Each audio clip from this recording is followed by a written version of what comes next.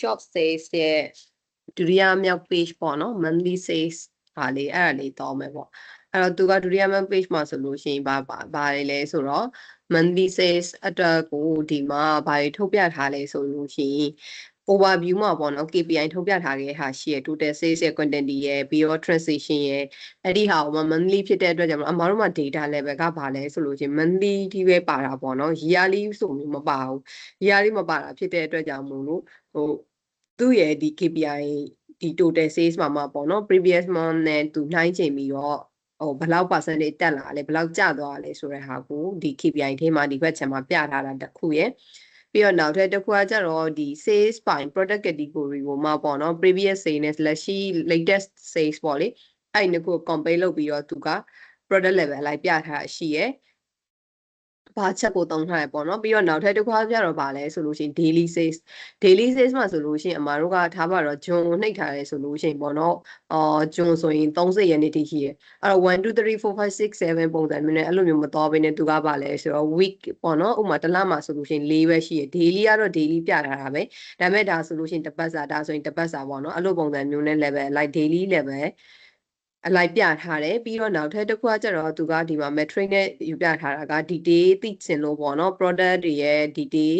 product မှာဆိုလို့ရှိရင်မတို့က product category ရှိရ type ရှိရသူ့ရဲ့ detail ရှိရပေါ့ level 3ခုရှိရအဲ့ဒီဟာကိုမှလက်ရှိlatest sales နဲ့ပေါ့နော် previous sales ရဲ့ percentage group ဘယ်လောက်ဖြစ်သွားလဲဆိုတဲ့ဟာကိုပေါ့ဒီ metric တွေမှာထည့်ပြီးတော့ပြထားရပေါ့အဲ့ဆိုဒါကဒုတိယမြောက် page ပေါ့နော်ဒီ report ရဲ့ဒုတိယမြောက် page နောက်ဆုံးတစ်ခုကတော့ဒီ shopper behavior ပေါ့ consumer behavior customer behavior ကိုသူပြောပြထားမယ့်ဟာလေးပေါ့နော်အဲ့ဆိုတော့အမားတို့ကဒီဟာလေးကိုဒီဘက်မှာကြည့်မှာပေါ့နော်အမကလေဒီ design ကိုဒီအမတို့ဒီ design ပြင်ရအောင်မှာပေါ့နော် visual design နေနည်းပြင်ရအောင်မယ်နေပြီးတော့အမတို့ဒီမှာဆိုလို့ရှိရင်မညီတဲ့ဟာလေးရှိရပေါ့နော်ပြီးတော့ဒီဘက်ခြမ်းမှာ navigation bar မှာလည်းအမတို့ button တွေထည့်အောင်မယ်ဆိုတော့အဲ့ဒါကိုတော့နောက်ဆုံး final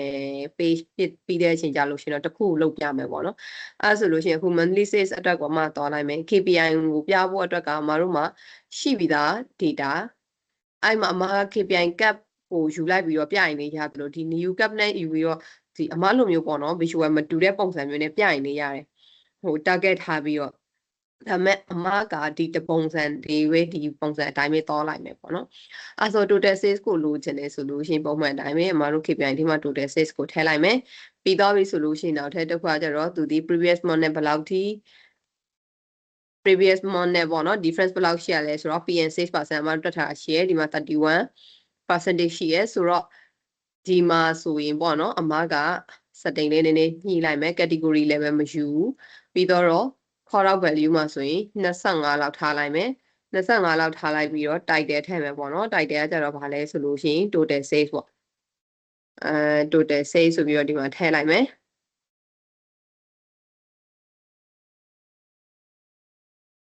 total sales ဆိုပြီးတော့ထည့်လိုက်မယ်ပေါ့နော် title ကို center ကိုပို့လိုက်မယ်ပြီးတော့ဒီကောင်ဆိုလို့ရှိရင်ကြတော့မာက title မထည့်ဘူး call out value ကိုဘယ်လောက်ပေးထားမှာလဲဆိုတော့ကောင်က20 25ဖြစ်တဲ့အတွက်ကြောင့်သူ့ကို20လောက်ထားလိုက်မယ်ပေါ့နော်20လောက်ထားလိုက်မယ်20ဆိုရင်နည်းနည်းကြီးနေဆိုတော့15လောက်ထားလိုက်မယ်15လောက်ထားလိုက်ပြီးတော့ category level ကနည်းနည်းကြီးနေပေါ့နော် category level နည်းနည်းကြီးနေတော့သူ့ကို10ထားလိုက်မယ်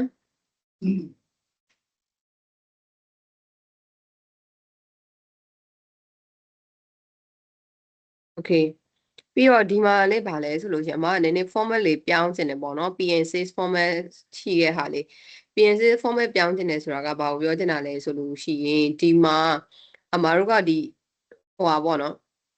percentage မှာ plus ထွက်တယ်ဆိုလို့ရှိရင်စိမ့်ရအောင်ပေါ့ minus ထွက်တယ်ဆိုလို့ရှိရင် minus ပေါ့နော်အဲ့လိုပုံစံမျိုးလေးနဲ့ပြချင်တယ်ဆိုတော့ဘာလုပ်လိုက်မှလဲဆိုရင်ဒီကောင်ကို sorry ဒီဘက်မှာဘာရှိတယ်ဆိုတော့ previous month sales ကyes ဒီကောင်ကိုယူမယ် percentage ဒီမှာ CL previous month percentage sales ဒီလိုမျိုးလေးပြလိုက်မှာပေါ့နော်ပြလိုက်ပြီးတော့သူ့ကို conditional formatting ထည့်မယ်အမ setting တစ်ခါလေးဒီမှာတစ်ခါလေးချိန်လိုက်မယ်ဘာဖြစ်လို့လဲဆိုတော့ဒီမှာဘာလုံးမှလဲဆိုလို့ရှိရင် value ထဲမှာပေါ့နော် value ထဲမှာဒီ color ကိုရွေးလိုက်မယ်ရွေးလိုက်ပြီးတော့အဲ့ဒီမှာဆိုလို့ရှိရင်မတို့က contain text ထဲမှာပေါ့နော်ဒီ symbol လေးဒီကောင်လေးပါတယ် up arrow လေးပါတယ်ဆိုလို့ရှိရင်တော့ဖြင့်သူ့ကို color ဘာပေးလိုက်မှာလဲဆို green ပေးလိုက်မယ်ပေါ့နော်မဟုတ်ဘူးဆိုလို့ရှိရင်တော့ဖြင့်ဘာထည့်လိုက်မှာလဲဆို red တို့ထည့်လိုက်မယ်ပေါ့အဲဆိုရင်ဒီမှာ new rule ရဲ့သူကကြတော့သူ့ကိုလည်း contain နဲ့ထားလိုက်မယ်ပေါ့နော်ဒီ rule တွေကကြတော့ကိုယ့်ကို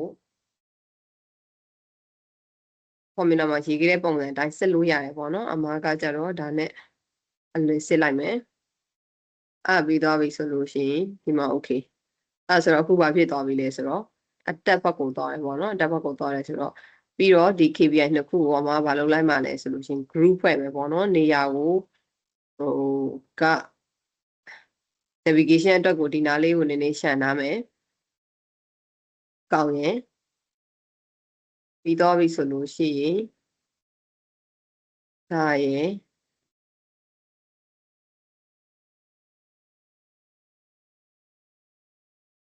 နည်းနည်း site ကြီးနေပေါ့နော် site ကြီးနေဆိုတော့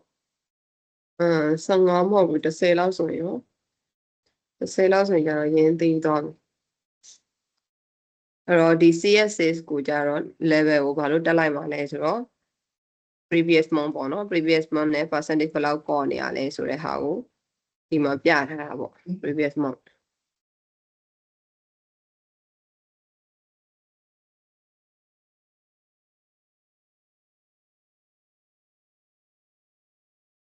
ဆိုတော့သူ့ကို site နေနေကြည့်လိုက်မယ်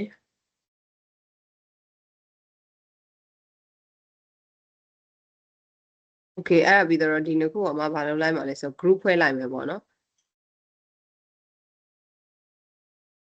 group ဖွဲ့လိုက်မယ်သူတို့ကိုဒီအမားကဟောပေါ့နော် shape တစ်ခုအောက်မှာထည့်ထားခဲ့လိုက်မယ်အဲ့တော့ဒီ style မှာဆိုလို့ရှိရင်လေ color ကိုအမားက white ပေးထားမယ်ပေါ့နော် white ပေးထားမယ်ပြီးတော့သူကborder ထားတာရှိရဆိုတော့အမက border မလို့border ကို on ထားတာလေးရှိရဆိုတော့ border ကိုမလို့ဆိုရင် border color ကိုနည်းနည်းပြောင်းလိုက်မယ်ပေါ့နော်သူရဲ့ color လေးကိုကျတော့အမကဒီရောင်လေးနဲ့ထားလိုက်ဟုတ်ပြီပြီးတော့ဘာလုံးမှလဲဆိုလို့ရှိရင်ဒီနားပေါ့နော်ပြီးတော့သူက DT ရယ်ပြီးတော့ပြီဆိုလို့ရှိရင် DT တစ်ချက်ကြည့်ကြည့်မယ်အမ format ကိုပြီးတော့သူ့ကို back ကိုပို့လိုက်မယ်ပေါ့နော် back ကိုပို့လိုက်မယ်ဆိုတော့ဟောမဖြစ်သေးဘူးဒီကောင်ကကြီးနေတယ်ကောင်ကသေးနေတယ်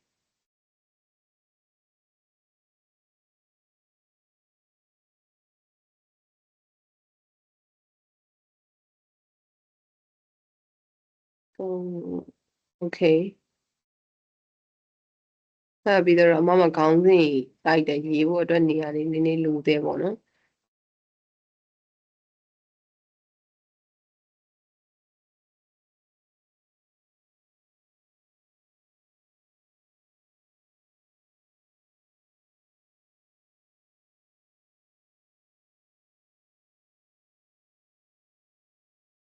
โอเคဆိုလို့ရှိရင်ဒီမှာတစ်ခုရရပေါ့နော်နောက် total say content ရဲ့ transition ရကြတော့အမမှာ total တွေကရှိပြီးသားဒါပေမဲ့ percentage တွေမရှိသေးဘူးပေါ့နော် conditional formatting အတွက်စစ်ထားတဲ့ဟာမျိုးလည်းမရှိသေးဘူးအဲ့တော့ဒီကောင်ကိုနာမည်ကိုအမက CF previous month sales ဖြစ်တဲ့အတွက်ကြောင့် CSPN sales ဆိုပြီးတော့နာမည်ပေးလိုက်မယ်အဲ့တော့ formula ကတစ်ခုရရင်ကျန်တဲ့ဟာတွေအကုန် copy paste လုပ်ရုံပဲပေါ့နော်ဆိုတော့အမားတို့ကဒီမှာ previous month ရဲ့ sales ကိုလိုချင်တယ်ဆိုလို့ရှိရင်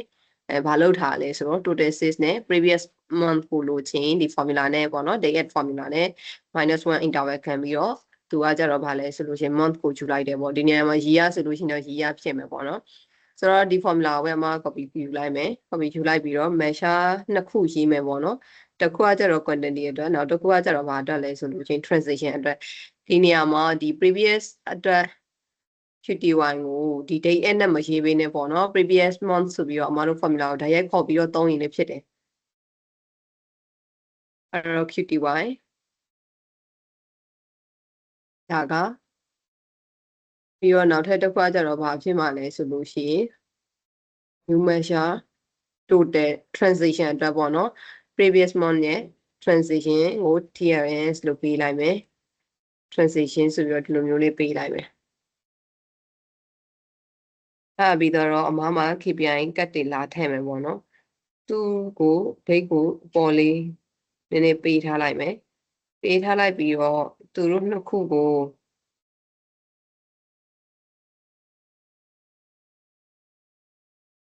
copy ယူလိုက်မယ်ပေါ့နော် copy ယူပြီးတော့ဒီမှာထည့်မယ်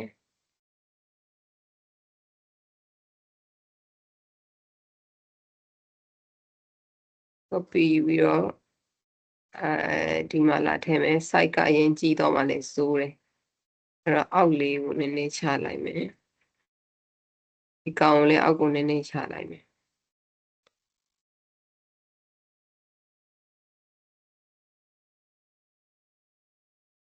ဆိုရင်အမကဒီ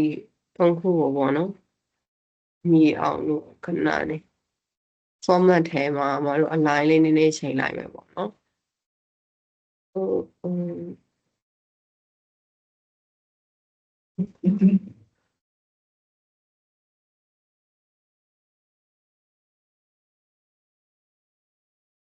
အထက်ကဟိုပါနေတော့အဲ့ဆို manually ပဲဒီကောင်လေးကိုဟိုလုပ်လိုက်တော့မယ်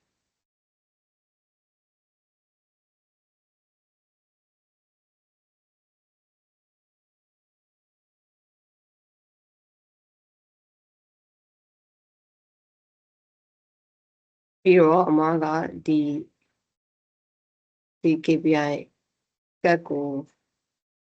copy ယူလိုက်မယ်ပေါ့နော်အဲ့တော့ copy ယူပြီးတော့ဒီဘက်ခြမ်းမှာလာထည့်လိုက်မယ်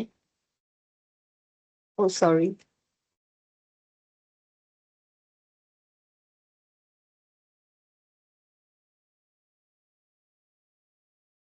ဒီဘက်ခြမ်းမှာလာထည့်မယ်နောက်ထပ် copy ယူပြီးတော့လေဒီဘက်ခြမ်းမှာလာထည့်လိုက်မယ်ပေါ့နော်ပြီးတော့မှအမ measure တွေပြောင်းပြီးတော့ထည့်မယ်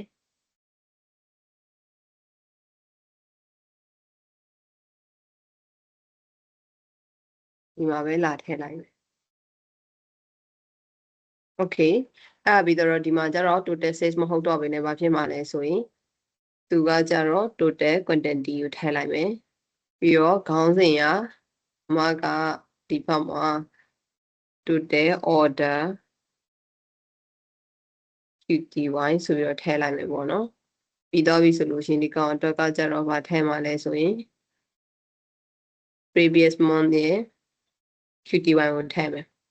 previous month ရဲ့QTY က percentage ကိုမတွက်ရသေးဘူးပေါ့နော် percentage ကိုတွက်ချင်ရင်ဒီမှာတခါတည်းမလို့တွက်လို့ရတယ်ပေါ့နော်သူ့ကို variable ထဲမှာထည့်ပြီးတော့ return ပြန်လိုက်တယ်ဆိုလို့ရှိရင်ဖြစ်တယ်ဆိုတော့ဒါမဲ့ဟိုမလုပ်တော့ဘူးဒီမှာလဲ PNC% ကိုတွက်ထားဖြစ်တဲ့အတွက်ကြောင့်မလို့ဒီ formula အတိုင်းပဲသွားလိုက်တော့မယ်အဲဆိုရင်ဒီမှာပါရှိမှလဲဆိုတော့ PN sales မဟုတ်တော့ဘဲနဲ့ PN QTY sales% ဆိုပြီးတော့ဒီနေရာမှာ QTY ရဲ့ဒီမှာကြတော့လဲ QTY ရဲ့ပြီးတော့ဒီမှာလဲ QTY ရဲ့အဲဆိုလို့ရှိရင်အမတို့မှာဒါရပြီပေါ့နော်ရပြီအဲ့ဒီအတိုင်းပဲနောက်ထပ် measure တစ်ခုယူလိုက်မယ် transition အတွက်ကို percentage တွက်မယ်ပြီးတော့ conditional formatting တစ်ခါထပ်တွက်ရမယ်ပေါ့နော် conditional formatting ကဘာလဲဆိုလို့ရှိရင်ဒီမှာအတက်ဆိုလို့ရှိရင်တော့အမှားတို့ plus လေးနဲ့ပြချင်တယ်ပေါ့အကျဆိုလို့ချင်းကြတော့အနီရောင်လေး highlight လေးပြပြီးတော့အဲ့လိုမျိုးလေးတော့ချင်တယ်ပေါ့နော်အဲဆိုတော့ဒီနေရာမှာ TRAS ပြီးတော့ transition ပြီးတော့ transition ပြီးတော့ transition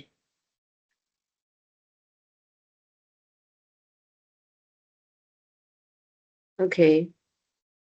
ပြီးတော့ဒီထဲမှာဗာထည့်လိုက်မှလဲဆိုရင်အမကPNQT1 ဆိုတဲ့ဟာကိုထည့်လိုက်မယ်ပေါ့နော်ဆိုတော့ဒီမှာ0 နဲ့ပဲဖြစ်ပြနေတယ်ဆိုတော့အမက format ကိုဒါလေးနဲ့ပြလိုက်မယ် အဲ့ဒါပြီးတော့ပြီဆိုလို့ရှိရင်မတို့မှာဘာရှိမှလဲဆိုတော့ကောင်လေးကို BS BRE where we previous amputation month ပေါ့နော် previous month ပြီးပြီဆိုလို့ရှိရင်သူ့ကို conditional formatting ထည့်ရအောင်ပေါ့နော်အခုစစ်ထားတဲ့ conditional formatting ကမမှန်သေးဘူး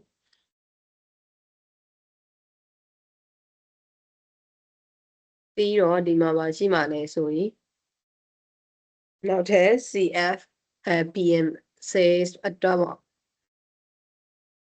QTY နဲ့ဗာနဲ့လဲဆိုလို့ရှိရင် transition အတွက်ကိုအဲ့ဒါတခုရေးမယ်ပေါ့နော်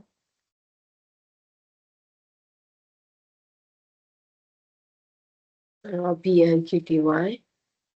ပြီးတော့ပြီဆိုလို့ရှိရင် QTY blank ဖြစ်တာကိုလည်းအမကဒီမှာပြင်စစ်ထားတယ်ပေါ့နော်နှမိုးဆိုလို့ရှိရင် 0.00% အဲ့လိုမျိုးတွေပြနေတော့အဲ့ဒါကိုမပေါ်ချင်ဘူးမရှိဘူးဆိုလို့ရှိရင်တော့မပြတော့ဘူးအမတို့ကဘာဖြစ်လို့ဆိုတော့ January ရဲ့အရှိမprevious month မှာမရှိရလေတော့မရှိတော့မပြချင်ဘူးပြချင်တော့အဲ့လိုပုံစံမျိုးနဲ့စစ်လိုက်တယ်အဲ့ဆိုလို့ရှိရင်ဒီမှာ QTY ဒီကောင်ရပြီပြီးတော့ transition အတွက်ကိုလေးဒါရေးမှာပေါ့နော် transition အတွက်ကိုလေးဒါပဲပြီးသွားပြီဆိုလို့ရှိရင်ဒီမှာ theory and transition ပြီးတော့သူကကြတော့transition percent အခုန percent နဲ့မရေးလိုက်မိဘူးထင်တာပဲအမထင်တယ်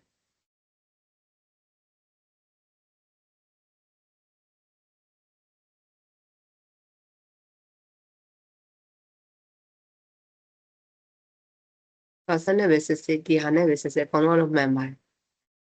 format ထဲမှာပဲ percentage ကိုရွေးရမှာပေါ့ condition စစ်တာကတော့ဘာနဲ့ပဲစစ်စစ်ရတယ်အဲ့ဒါဆိုဒီကောင်အမက conditional formatting တော့ထည့်ရမယ်ပေါ့နော် value ထဲမှာရှိရဲ့ formula မှာပြောင်းရမှာကဘာလဲဆိုလို့ရှိရင် says မဟုတ်ဘဲနဲ့မမ QTY အတွက်ကိုစစ်ရမှာအဲ့တော့ဒီမှာ QTY အတွက်ကိုစစ်ရမယ်အပေါ်ကိုတက်မဲ့ဟာလေးပါရမယ်နော်သူကဘာဖြစ်လို့မစစ်တာလဲခဏကြည့်အောင်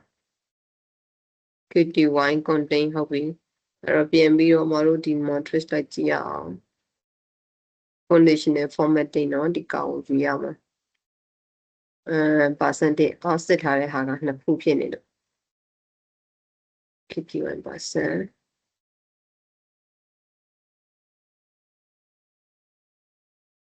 ဒီကောင်မှာ trace လိုက်ကြည့်မယ်တစ်ချက်ပါ symbol လေးကမပေါ်ဘူးဖြစ်နေပေါ့နော်သူရဲ့ symbol လေးကဆိုတော့ဒီကောင်ကိုပြင်ပြီးတော့ဟောလုပ်လိုက်မယ်လုပ်လိုက်ပြီးတော့အမ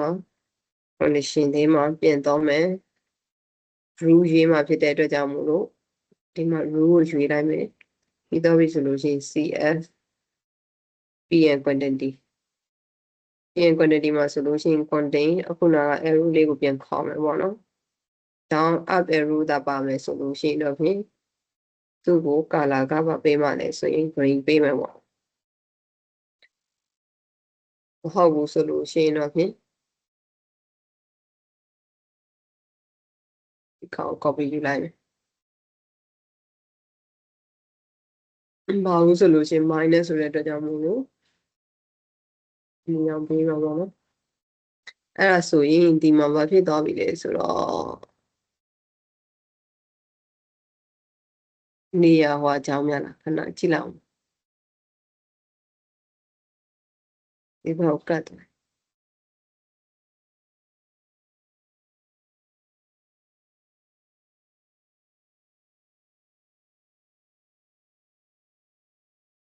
ဟုတ်ပါမကြီးရတခုဟွာဖြစ်တာဖြစ်โอเค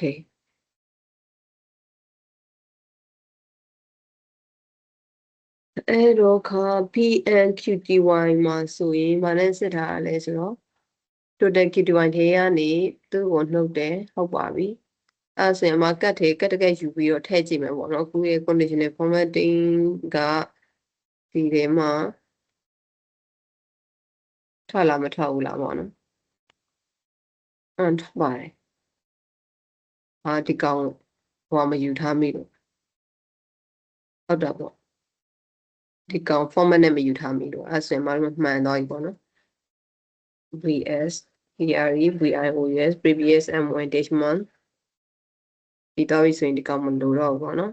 ပြီးတော့ဒီဘက်မှာလည်းအဲ့လိုပဲဗာထဲမှာလဲဆိုတော့ transition ထဲမယ် transition ကတော့နည်းနည်းလေးနေရာယူမယ်ထင်တယ် space က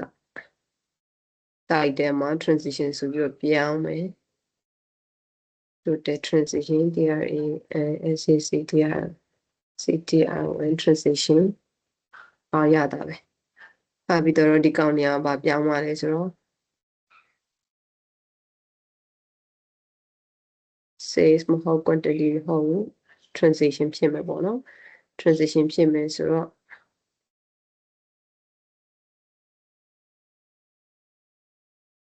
VRE VIOS previous amendment previous month မှာတော့ continue formatting မှာဘာကိုပြောင်းမှလဲဆိုတော့ sales မဟုတ်ဘဲနဲ့ QTY ကိုပြောင်းမှာပေါ့နော်ကောင်းပေါ့ formula လေးအဲ့လိုမျိုး၃ခုခွဲပြီးတော့မရေးဘဲနဲ့ previous month ရဲ့ content ဒီ previous month ရဲ့ content ဒီ percentage ပြီးသွားပြီဆိုလို့ရှိရင် previous month ရဲ့ conditional formatting ဆိုပြီးတော့ပေါ့နော်၃ခုခွဲမရေးဘဲနဲ့တကယ်လို့များ PN QTY ကို300နေရာမရှိဘူးဆိုရင်တစ်ခုတည်းနဲ့ပေါင်းပြီးတော့ရေးလို့ရတယ်ပေါ့နော်ဒါပေမဲ့ sales ကကြတော့ previous month နဲ့ sales ကိုကြတော့ဒီ measure တက်3မဲနေရာရှိရဖြစ်တဲ့သူကကြတော့ခွဲပြီးတော့ရေးရမယ်ဒီနှစ်ခုကကြတော့ခွဲပြီးတော့မရေးဘဲနဲ့ပေါင်းပြီးတော့ရေးမယ်ဆိုလို့ရှိရင်ဖြစ်တယ်ပေါ့နော်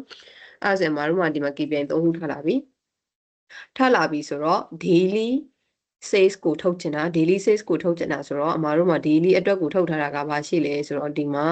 calendar formula ကိုရေးတော့ကပေါ့နော် week stat ဆိုတဲ့ဒီဟာလေးကိုယူထားတာရှိရယ်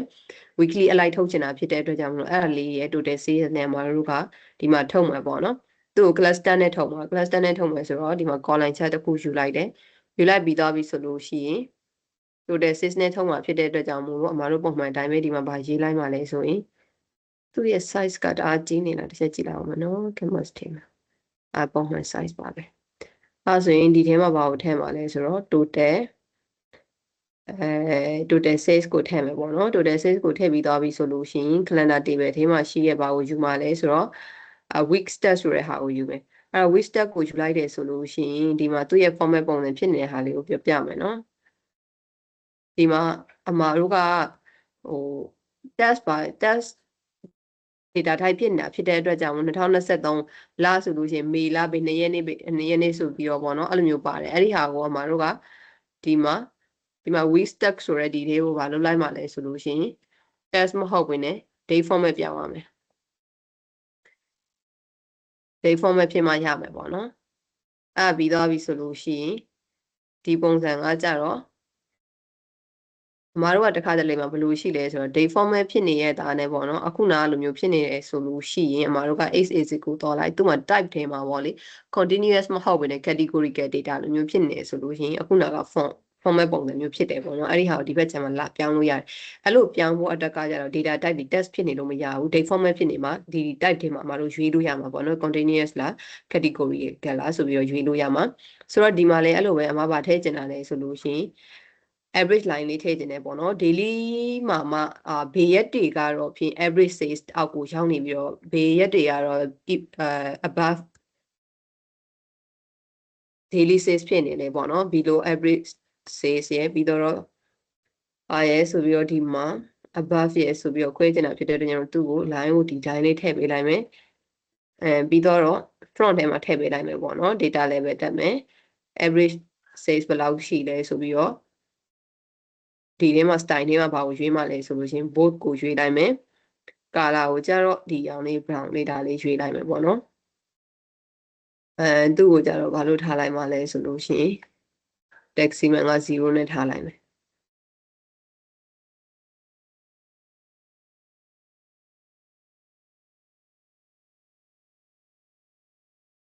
ဟုတ်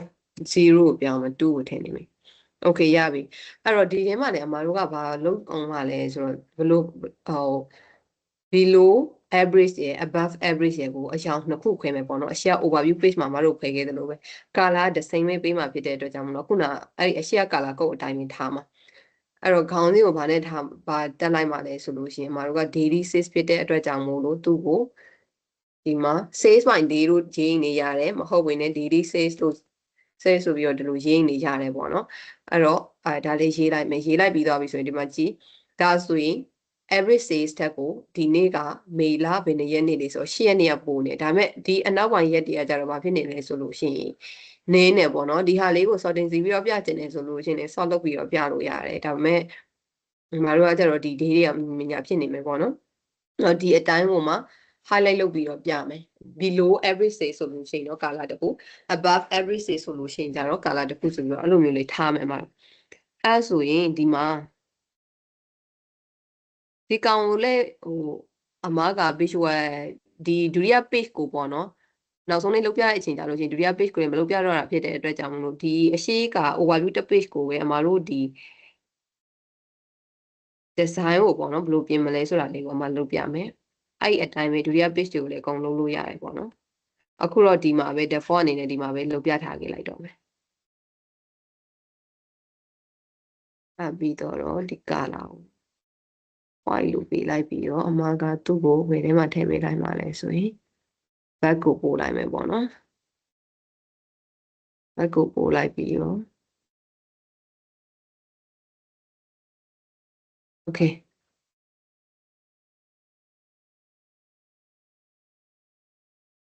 မတို့ setting လေးနည်းနည်းညှိမှာပေါ့နော်ဒီကောင်လေးကိုလည်းမလုပ်လိုက်မှာလဲဆိုလို့ရှိရင်သူနဲ့တဒန်းလေးထားမယ်ပြီးတော့အထက်ကဒီ visual column ချက်ကိုပြင်မယ်ပေါ့နော်ပြင်မယ်ဆိုတော့ဒီထဲမှာဆိုလို့ရှိရင် x axis ထဲမှာရှိရဲ့ title ကိုပြစရာမလိုဘူး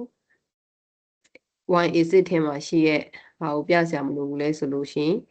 title ကိုပြစရာမလိုဘူးအဲ့တော့ title လို့လုပ်လိုက်မယ် value ကိုကြတော့highlight ဟိုနည်းနည်းထင်းထင်းလေးဖြစ်ချင်တယ်ဘိုးဖြစ်ချင်တယ်ဆိုလို့ရှိရင် color လေးပြောင်းလိုက်ဘိုးတင်လိုက်ပေါ့နော်သူ့ကိုကြတော့အမက color လေးပြောင်းလိုက်မယ်ပြီးတော့ရင်ဒီဘက်ခြမ်းမှာအမဘာလုပ်လိုက်မှာလဲဆိုတော့ဒီ effect ထဲမှာပေါ့နော် background ကိုမရှိဘူး background ကို off လိုက်မယ်အဲ့ဒီမှာ transparency ကိုအပြည့်ထားလိုက်နေဖြစ်တယ်ကိစ္စမရှိဘူး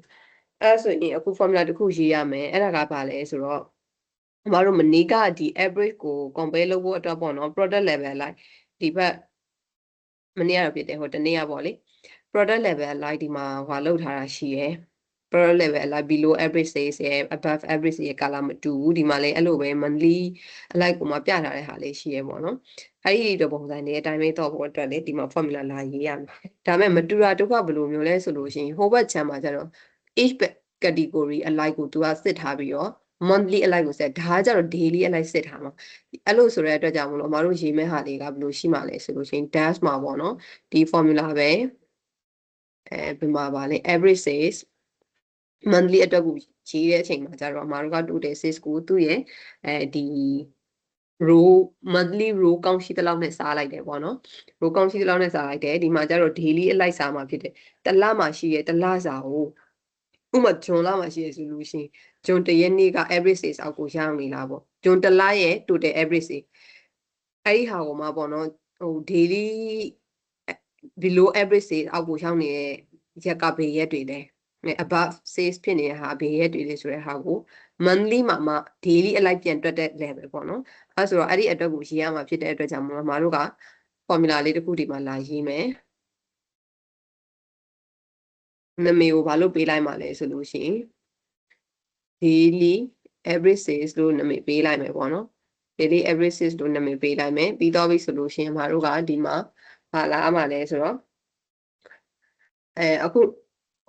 product level အလိုက်မှာတော့မတို့ရေးခဲ့တဲ့ပုံစံဘယ်လိုမျိုးရှိရလဲဆိုလို့ရှိရင်တစ်ပိုင်း total sales ပြီးတော့ရင်count row monthly အလိုက် count row product level အလိုက်ပေါ့နော်အဲ့လိုမျိုး table ထဲမှာရှိတဲ့ data တွေအကုန်လုံးပြီးတော့တော့လေဒီမှာလေ calculate လုပ်မယ်ဘယ်သူ့ကိုလဲဆိုလို့ရှိရင်တစ်ပိုင်း total ဘယ်သူ့ကိုခေါ်မှာလဲဆိုတော့မတို့ရဲ့ total sales ကိုခေါ်မယ်ပြီးတော့ပြီဆိုလို့ရှိရင်သူက day အနဲ့တော့မှာဖြစ်တဲ့အတွက်ကြောင့်မို့လို့ဒီနေရာမှာ distinct count daily ဆိုတဲ့အတွက်ကြောင့်မလို့ဒီ day ကိုယူလိုက်မယ် day ကိုယူလိုက်ပြီးတော့ပြီဆိုလို့ရှိရင်အမတို့ကဘာရှိမှလဲဆိုတော့ဒီမှာသူစားလိုက်ပြီပေါ့နော် data က sorry ဒီမှာနောက်ထပ် comma ကကြတော့ဗာလဲဆိုလို့ရှိရင် calendar table ထဲက month ကတူရမယ်ပေါ့နော် calendar table ထဲမှာရှိရဲသူရဲ့ဗာနဲ့လဲဆိုလို့ရှိရင်ဒီ month နဲ့အမတို့ရဲ့ ပုံမှာ filter လုပ်ထားတယ် select လုပ်ထားတဲ့ value ရှိရအောင် flatted ထဲမှာရှိရဘာနဲ့လဲဆိုလို့ချင်း short name ကိုရွေးနေရတယ် month ကိုရွေးနေရတယ်ပေါ့နော်ကြိုက်တာကိုရွေး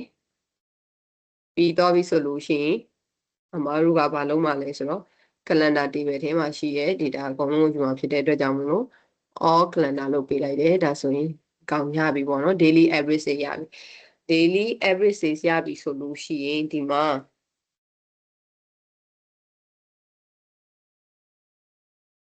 condition စစ်မယ်ပေါ့နော်ဒီ color code ကိုအမအလုံးမရဖြစ်တဲ့အတွက်ကြောင့် color code သိချင်လို့အထဲမှာရှိရဲ့ဒီ formula ထဲက code ကိုတော့ယူလိုက်မယ်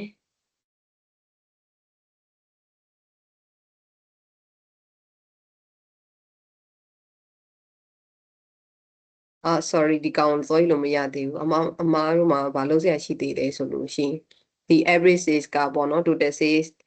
အောက်ရောက်နေတဲ့ဟာဆိုလို့ရှိရင်တော့ပြင် conditional formatting တစ်ခုယူအောင်မယ်ပေါ့နော်ယူအောင်မယ်ဆိုတော့ဒီမှာဘာလုပ်လိုက်မှလဲဆိုလို့ရှိရင် conditional formatting CF အတွက်ကိုဒီမှာယူလိုက်မယ်ပေါ့နော်အဲ့တော့မနေ့ကရေးခဲ့တဲ့ formula တွေအတိုင်းပဲ monthly product level အလိုက် conditional formatting ရေးခဲ့တဲ့ measure အတိုင်းပဲပေါ့နော်ဒီမှာလေ total sales ဒီ less than average sales အခုနိုင်လေ daily average sales တဲ့ငယ်လားငယ်ဆိုလို့ရှိရင် red လို့ပေးလိုက်မယ်အဲ့ရမှာ0ပေးပေး1ပေးပေးကြိုက်တယ်လို့ပေးလို့ရတယ်ပေါ့နော်အမားကျတော့ red နဲ့ green ဆိုပြီးတော့ပေးကြည့်လိုက်တာရှိရအဲ့တော့အဲ့ဒီအတိုင်းပဲမတို့ဘာလုပ်မှလဲဆိုလို့ရှိရင် conditional formatting တော့ပြောင်းမယ်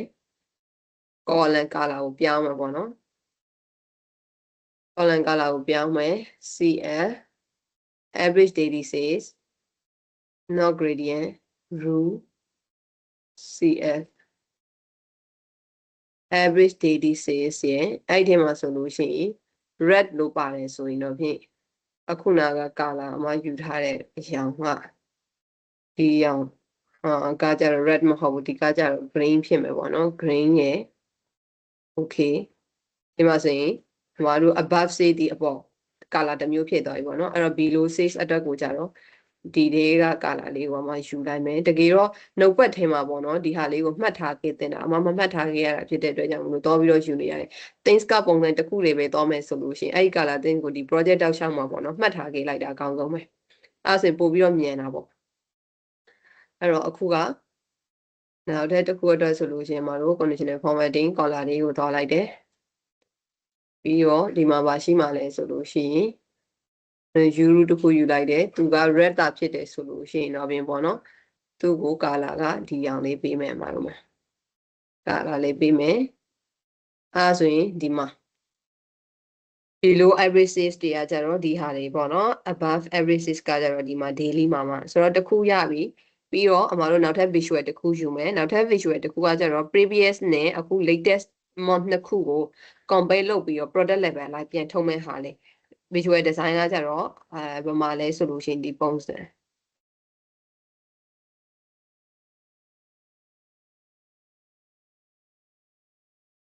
screen share ထားတယ်လို့ထင်တယ်နော်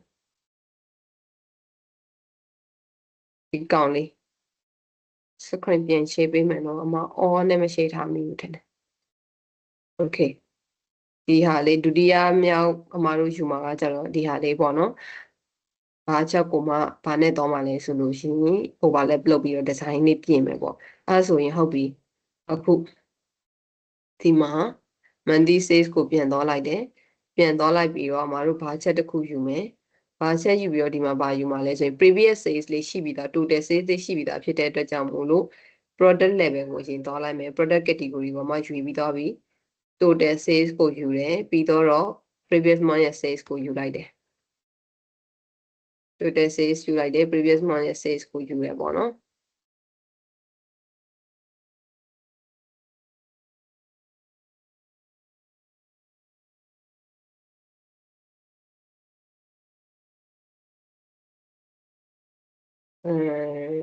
ဒီကောင်ကနည်းနည်းနေရာကအများကြီးယူထားတယ်လို့ဖြစ်နေအဲ့တော့ဒီကောင်ကိုနည်းနည်းဟောလုံးလုံးနဲ့ရှုံးလိုက်မယ်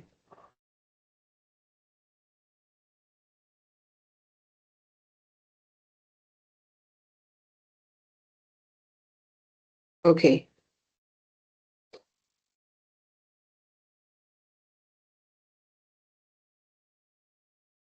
အဲ့ပြီးတော့ဆိုလို့ရှိရင်ဒီ design လေးကိုအမတို့ပြင်မယ်ပေါ့နော်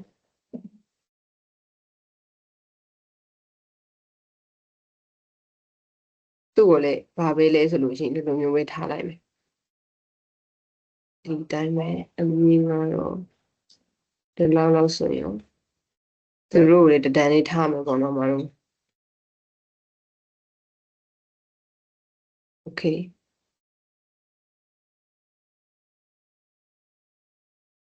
ဒီကောင်နဲ့ဟို shape တစ်ခုယူပြီးတော့ထားလိုက်ပေါ့နော်ဒီကောင်နဲ့ shape တစ်ခုယူပြီးတော့ထားလိုက်လို့ရတယ်ဆိုတော့ဒီမှာဆိုရင်အမက previous month sales ကိုအရင်အပေါ်တင်လိုက်မယ်ဒီလိုလေးထားမယ်ပေါ့နော်ပြီးတော့ရင် design လေးနည်းနည်းပြင်မယ်ဒီမှာမလို့မလို့တာ title တွေမလို့ဘူးပေါ့နော် title မလို့ဘူး x is မှာဆိုလို့ရှိရင် title ရော value ရောဖြုတ်လိုက်မယ်အမ data level တက်မှာဖြစ်တဲ့အတွက်ကြောင့်မို့အဲ့တော့ဒီမှာဆိုရင်အမတို့ကကာလာကိုလည်းအဲ့လိုပဲပေါ့နော် previous sales ကိုအရောင်တစ်ခုထားမယ် current ဒီ latest sales ကိုကာလာတစ်ခုထားမယ်အဲ့လိုမျိုးလေးထားမယ်ပေါ့နော်အဲ့တော့ခေါင်းစဉ်ကိုဒီမှာဟိုအားကြတော့ PM sales လို့ပေးထားတယ်ဒီကကြတော့ LATST latest sales ရယ်ဒါကကြတော့ previous sales ပေါ့နော်ဒါကကြတော့ PREVIOS previous sales ဒီလိုမျိုးလေးထားလိုက်မယ်ထားလိုက်ပြီးသွားပြီဆိုလို့ရှိရင်ဒီထဲမှာအမားတို့က data level online ပဲ data level on ရင် previous အတွက်ကောအခု latest အတွက်ကော on ထားတယ်အမားက previous month အတွက်ကိုဒီမှာမပြချင်ဘူးဒီထဲမှာ latest month အတွက်ကိုပဲ sales ကိုပဲပြပြီးတော့ဒီလာနဲ့ data compare လုပ်တဲ့အချိန်မှာဘယ်လောက် percentage တက်လာလဲဆိုတဲ့ဟာကိုပြချင်တာပေါ့နော်ပြချင်တာဆိုတော့ data level ဘက်ကိုသွားလိုက်မယ် data level မှာဆိုလို့ရှိရင်မတို့ကဒီထဲမှာပေါ့နော် previous sales ကိုမပြဘူးဆိုတော့ဒါကို off လိုက်တယ် off လိုက်ပြီးသွားပြီဆိုလို့ရှိရင် latest sales ကိုသွားမယ် latest sales ကိုသွားပြီးတော့ဆိုရင်ဒီမှာအမတို့နောက်ထပ်တစ်ခုထည့်ခြင်းတရားကိုထည့်ခြင်းတရားဖြစ်တဲ့အတွက်ကြောင့်မို့လို့ဒီထဲမှာ detail ကို online detail ကို online ပြီးသွားပြီဆိုလို့ချင်းနောက်ထပ်ထည့်ခြင်းတဲ့ကောင်ကဘာလဲဆိုတော့ percentage ဘယ်လောက်တက်လာပါလဲဆိုတာကိုလိုချင်တာဖြစ်တဲ့အတွက်ကြောင့်မို့လို့ PN ရဲ့အမတို့ previous month နဲ့နှိုင်းခြင်းပဲဆိုလို့ချင်း percentage ဘယ်လောက်လဲဆိုပြီးတော့ဒီမှာမြင်ရတယ် auto မဟုတ်ဘူးသူကကြတော့ none လို့ယူလိုက်မယ်ပြီးတော့ဒီမှာ percent နဲ့ပြတယ်သူက single line နဲ့ပြနေပေါ့နော်အဲ့တော့ single line ကိုအမတို့ကဘာလို့ပြောင်းပါလဲဆိုတော့လေအောက်မှာ multi line ဆိုပြီးတော့ပြောင်းလိုက်မယ်အဲ့ဆိုရင်ဒီလိုမျိုးလေးပေါ့နော်အမှဆိုရင်ကြည့်သူ့ရဲ့ဒီဘားလေးอ่ะပေါ့နော်သေးနေတော့အောက်ကိုရောက်နေတယ်လို့ဖြစ်နေအဲ့တော့အဲ့ဒီ setting လေးကိုလည်းမတို့တစ်ချက်ချင်းကြည့်မယ်အဲ့ဒါကဘယ်မှာတော့မှလဲဆိုလို့ရှိရင်ဒီထဲမှာဘာချက်လေးကိုတော့လိုက် sorry တော့လိုက်ပြီးတော့ဒီမှာ layout ဆိုတာရှိရပေါ့နော် layout ထဲမှာဆိုလို့ရှိရင်မာကဒီ overlap ကိုယူလိုက်မယ် overlap ယူလိုက်ပြီးတော့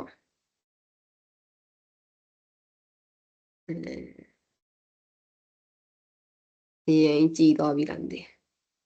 နည်းနည်းလေး short လိုက်မယ်ပေါ့နော်ဘယ်လောက်ထားလိုက်မလဲ25လောက်ထားလိုက် okay ဒီလောက်ဆိုလို့ရှိရင်မတို့နည်းနည်း okay နေပြီပေါ့နော်ဒီမှာ flip overlap ဆိုလို့ရှိရင်ဘွားကောင်ကဒီလိုဖြစ်လာမှာပေါ့နော်မတို့ flip overlap မတော်ဘဲနဲ့ဒီ overlap ကိုရွှေ့လိုက်မယ်visual design ကတော့ကောက်ကိုအဆင်ပြေတယ်လို့ကိုကြိုက်တယ်လို့ပြင်လို့ရတယ်ပေါ့နော်ပြီးတော့ဒီမှာ size ကနည်းနည်းလေးဟွာဖြစ်နေတယ်အဲ့တော့အမားက data level size ကိုနည်းနည်းသေးလိုက်မှာပေါ့နော် data level မှာသူကရှေ့က default ထင်တာပဲဟုတ်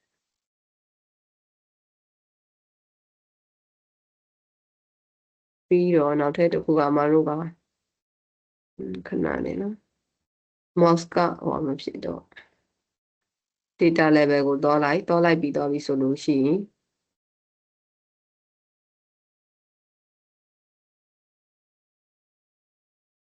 value ထဲမှာကြည့်လိုက်မယ်9ဆိုတော့ 8က default ပဲ8က default ပဲဆိုဒီလောက်ဆိုရင်တော့မဆိုးဘူးပေါ့နော်ပြီးတော့ဒီထဲမှာဆိုရင်အမတို့ကဟို plus minus လေးနဲ့ပြကျင်တယ်ပေါ့နော် plus minus လေးနဲ့ပြကျင်တယ်ဆိုလို့ရှိရင် plus minus ပြလို့ရတယ်အဲဆိုလို့ရှိရင်ဒီ detail ထဲမှာပေါ့နော်ဘေးဟာအစား ဒီ PN sales အစားကို CFPN ဆိုတဲ့ conditional formatting ထည့်ထားတဲ့ဟာလေးရှိရပေါ့နော်အဲ့တော့ CFPN sales ဆိုတဲ့ဟာလေးဒီကောင်လေးကိုထည့်ပေးလိုက်ရင်ဒီလိုမြင်ရမယ်အဲ့ဒါကိုမှတို့ conditional formatting ထပ်ထည့်ပေါ့နော်အဲ့ဆိုတော့အခုဒီဟာအတိုင်းပဲ color ကိုယူမယ် color ကိုယူမယ်ဆိုတော့ column ထဲကိုတော်လိုက်ပြီးသွားပြီဆိုလို့ရှိရင်အမကဒီကောင်လေးကိုယူလိုက်မယ်ပေါ့နော်ဒီကောင်လေးကိုယူလိုက်မယ်ပြီးတော့ဒီကုတ်လေးကိုတစ်ချက်မှတ်လိုက်အောင် F3 D5 D5 အဲ့တော့ဒီဟာလေး setting လေးချိန်မှာပေါ့နော်ပြီးတော့ရင်ဒီဟာကိုတော့မှလဲဆိုတော့ဘာထဲကိုတော့မယ်တော့ပြီးတော့ဒါကကြတော့ conditional formatting မဟုတ်ဘူးကိုယ့်ကိုဟာလောက်ရမှာပေါ့နော်ဒါလေးကိုရင်လုပ်ကြည့်မယ်3 D5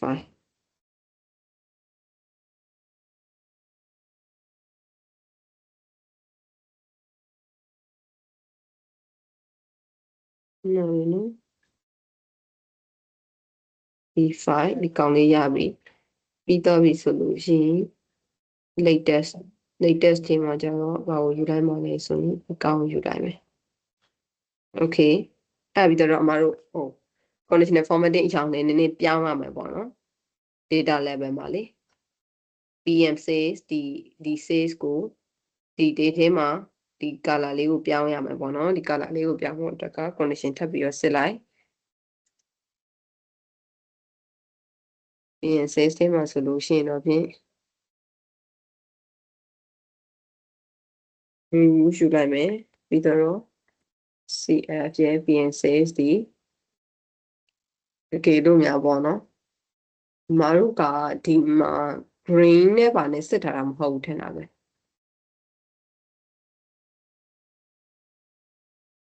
ဒါပဲထင်တယ် down arrow လေးနဲ့စစ်ထားတယ်အမမကော formatting ပုံစံ2မျိုးရှိရပေါ့နော်ကောင်းရင်ဒါရဲ့နဲ့ဒီ arrow လေးပါတယ်ဆိုလို့ရှိရင်တော့ဖြင့် green လေးနဲ့ပြမယ်ပေါ့ယူလိုက်မယ်ပြီးတော့ပြီဆိုလို့ရှိရင် does not contain ဒီ character ဒါမပါဘူးဆိုလို့ရှိရင်တော့ဖြင့်သူကအကြဘက်ကိုတောင်းနေဖြစ်တဲ့အတွက်ကြောင့်မို့လို့သူ့ရဲ့ color လေးကို red ဆိုပြီးရွေးလိုက်မယ်ပေါ့နော် okay အဲ့ဆိုလို့ရှိရင်ဒီမှာအမတို့ဒီ format လေးရပြီဆိုတော့ shape တစ်ခုထည့်လိုက်မယ်ပေါ့ shape ကကြတော့ဒီ shape ကိုမယူဘူးဒီကောင်ပဲ copy ယူလိုက်မယ်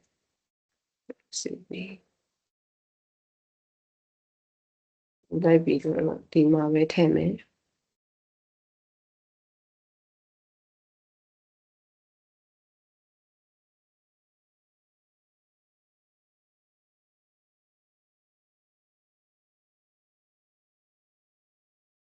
okay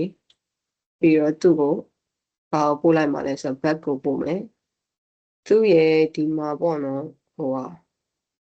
border color ကိုဒီဟာလေးပဲပေးမယ်ဒီမှာလေအဲ့လိုပဲ border color ကိုဒီရောင်လေးပဲပေးလိုက်မယ်စိမ့်ဖြစ်သွားမှာပေါ့နော်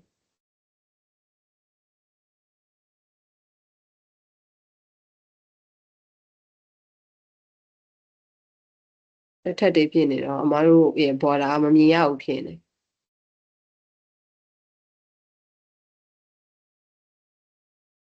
ဒီကောင်ကမှဒီဇိုင်းမပြင်တော့ဘူးပေါ့နော်ဒီ page ကကြတော့မပြင်တော့ဘူးဒီတိုင်းပဲတောင်းမှဖြစ်တဲ့အတွက်ကြောင့်မို့လို့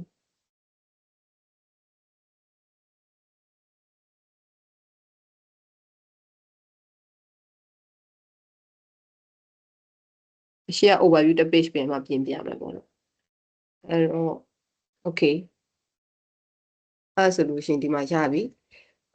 ဆိုတော့နောက်ထပ်တစ်ခုပါလဲဆိုတော့ metric နဲ့သူက detail product detail အလိုက်ကိုပေါ့နော်ဟော current နဲ့ previous နဲ့ဆိုပြီးထုတ်ပြထားတယ်ဒီမှာ title ရေးရအောင်မယ်မတို့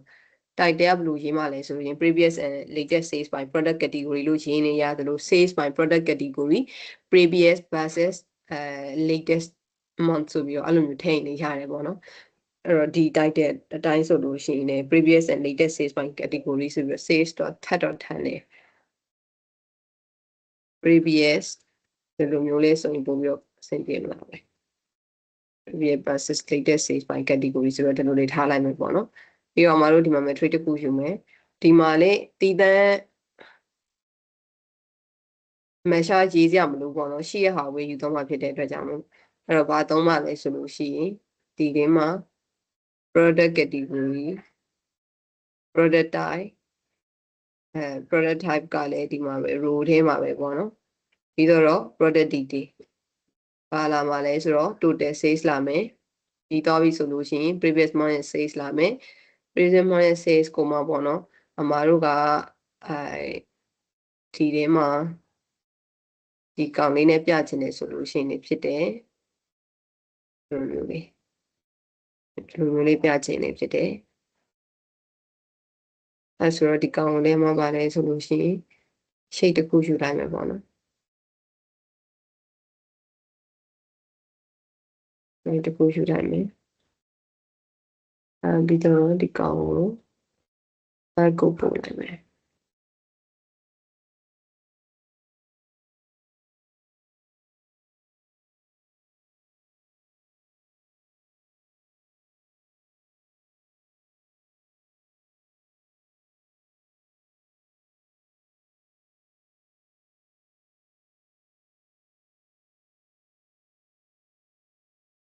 ဆိုတော့ဒီမှာtotal sales မှာပေါ့နော်ဘာဖြစ်နေလဲဆိုလို့ချင်း decimal number နှလုံးဖြစ်နေအဲ့တော့အဲ့ decimal number ကိုအမဒီဘက်ခြမ်းမှာ3ခဲနေရာရှိတာတော့မသိဘူး3ခဲနေရာရှိရဆိုလို့ရှိရင်တော့ဖြင့်အဲ့ဒီဘက်ကနေမပြင်ပေးနဲ့ပေါ့နော် matrix setting ထဲမှာတော့ပြင်လို့ရတယ်မသုံးဘူးဆိုလို့ရှိရင်တော့ဒီမှာကလေးကအမတို့ဘာလို့လိုက်လို့ရလဲဆိုတော့ decimal ကို0နဲ့ထားခဲ့လို့ရတယ်ပေါ့နော်အဲ့ဆိုလို့ရှိရင်ဒီမှာ0ဖြစ်မယ် previous month ရဲ့ sales ကိုလည်းအဲ့လိုပဲဒီမှာ comma separated လေးနဲ့ထားမယ်previous say ဆိုလို့ရှိရင်လည်းအဲ့ဒီတိုင်းပဲ comma separated နဲ့ decimal 0နဲ့ပေါ့နော်အဲ့လိုလေးထားမယ်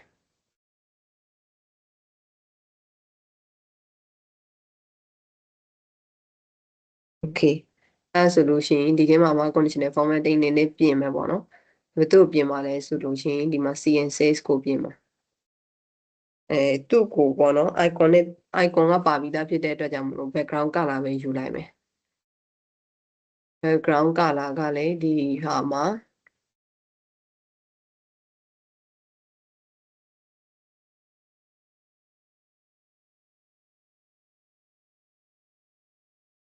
ပါတယ်ဆိုလို့ရှိရင်တော့ဖြင့်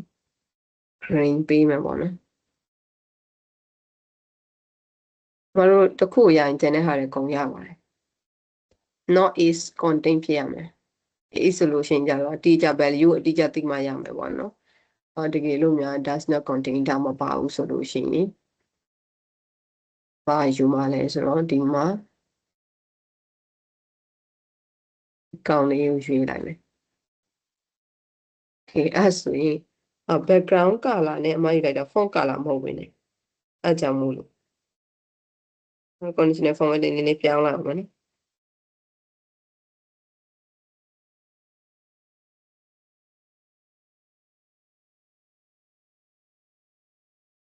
အဲ့လိုလိုက်ပါလေဆိုရင် contain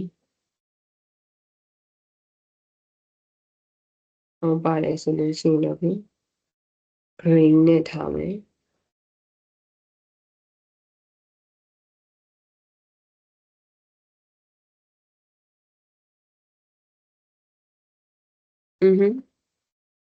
ဒါမှန်ရတယ်အောက်ကိုရတယ်အဲ့ဒါပြီးတော့ဒီမှာ does not contain ဒါမပါဘူးဆိုလို့ရှိရင်တော့ဖြင့်ဘာလို့ပေးမှာလဲဆိုတော့ red တို့ပေးမယ်ပေါ့နော်okay အဲ့ဆိုလို့ရှိရင်ဒီထဲမှာမပါဘူးဖြုတ်လိုက်မှာလဲဆိုတော့ remove background color ကိုဖြုတ်လိုက်မယ်အဲ့ဆိုလို့ရှိရင်ဒီထဲမှာရနေပြီပေါ့နော်ဒါပေမဲ့အမအဲ့လိုရဲ့အစိမ်းရောင်ကနည်းနည်းလေးမှိန်နေပေါ့နော်နည်းနည်းလေးမှိန်နေတော့ font color ကိုနည်းနည်းလေးပြောင်းလိုက်မယ်နော်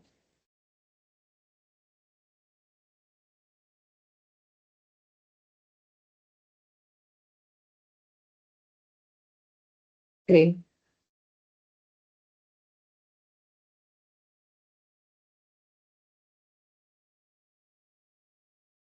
ဒီထဲမှာပေါ့နော်ဒီ metric ကိုလေ setting တွေမတို့ပြောင်းလို့ရသေးတယ်အဆင်ပြေတယ်လို့ပြောင်းလို့ရတယ်ဆိုရင်ဒါကဒုတိယမြောက် page က monthly sales ကပြီးတော့ပြီပေါ့နော်အဲ့တော့နောက်ထပ်တစ်ခုကပါလဲဆိုလို့ရှိရင်တော့ဖြင့်မတို့မှာနောက်ဆုံးတစ်ခုကကျတော့ customer behavior shopper behavior ပေါ့နော်ဘေးရက်တွေမှာတော့ဖြင့် sales ကပို့ပြီးတော့တက်လာလေအဲ့ရက်မှာပေါ့နော်သူကအချိန်မှာ transition time မှာပါတာဖြစ်တဲ့အတွက်ကြောင့်မို့လို့ဘေးဥပမာ PM နဲ့ AM နဲ့ပြောလိုက်မယ်ဆိုလို့ရှိရင် PM မှာပို့ပြီးတော့ရှောင်ရတာလားပေါ့အဲ့ဆိုလို့ရှိရင်မတို့က shopper ရဲ့ behavior ကိုသိရတယ်ဘေး product ကတော့ဘေးအချိန်မှာဆိုလို့ရှိရင်အများဆုံးရောင်းရပါတယ်ဆိုတဲ့ဟာကိုဒီမှာသိနိုင်တယ်ပေါ့နော်ပြီးတော့ဒီဘက်မှာဗာပြထားလဲဆိုလို့ရှိရင်top 5ရောင်းအကောင်းဆုံး product 5မျိုးနဲ့ရောင်းဟိုbottom ပေါ့နော် lowest ဖြစ်တဲ့ lowest sales ဖြစ်တဲ့ product 5ခုအဲ့ဒါကိုထုတ်ပြထားတယ်ပြီးတော့ဒီကောင်ကကြတော့ဗာလုပ်ထားလဲဆိုလို့ရှိရင် unit price နေရင်ပေါ့နော်ဈေးနေရင် quantity အရေးအတွက်ကပိုတက်လာလားအဲ့ဒါကနှစ်ခုတည်းဗာဖြစ်နေလဲဆိုလို့ရှိရင် relate ဖြစ်လာပေါ့နော် correlate ဖြစ်လာဆိုပြီးတော့ဒီကောင်လေးကိုသူကပြထားတယ်ဒါကကြတော့မတို့ကဒီမှာPower BI မှာ heat map ကသုံးမဲ့ဆိုလို့ရှိရင်ပေါ့နော်တချို့ဟာတွေကပတ်စံဝင်ပြီးသုံးရတာဖြစ်တဲ့အတွက်ကြောင့်မလို့ဒါက metric ထဲမှာပဲ heat map ပုံစံဖြစ်အောင်လုပ်ထားတာပေါ့နော်ဒီဟာလေးကိုတော့နောက်တဲ့ part 3မှာဒါလေးပြောပြမယ်ပေါ့ပြီးတော့ရမတို့ design လေးပြင်ရမယ်ပေါ့နော်ဒီ navigation bar ဟောပြင်ရမယ်ဆိုတော့ဒီနေ့ကတော့ဒီလောက်ပါပဲ